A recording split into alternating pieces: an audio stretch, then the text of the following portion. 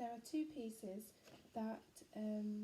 work well together from my capsule collection from part 5, based on this series of samples here. And I was looking at using my yarn developments, using some colour within there,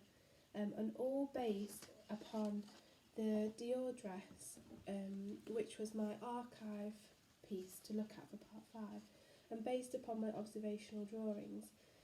and using my research, I produced two pieces. The first piece is a long piece, so it's got, I wanted to show you the drape and the movement of this piece, and so what I was really interested in was how I could use the material. I could sew it into a certain shape and use my yarns all the way along the outside here to create a really interesting structure. And it's actually my yarns, as I turn it, that show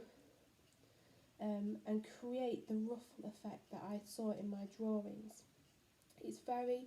minimal in detail, so there are some little details in here and some extra yarns I'd made which I added to it, but I really wanted to focus on the drape of this piece of material and how actually I could turn that and twist it, and I've got a whole twist all the way around here from how just the yarns that I've made have created that shape. It's pulled this into that shape,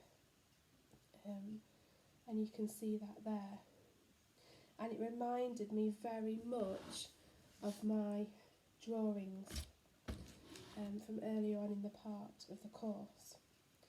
I'd learnt a lot about what a yarn does. It's not just there to add embroidery always,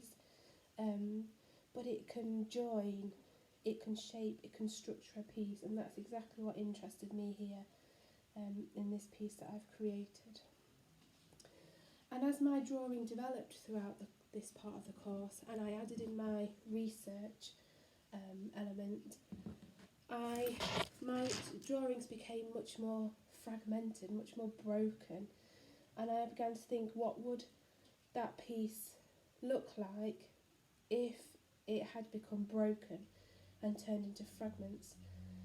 And then this second piece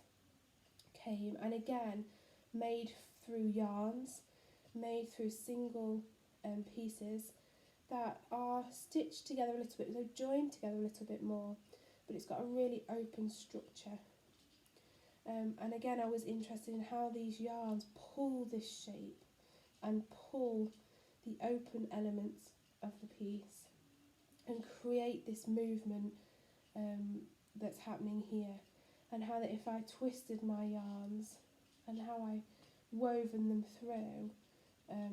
the different parts of this ruffle, how it could create something that looked more 3D and had more energy about it.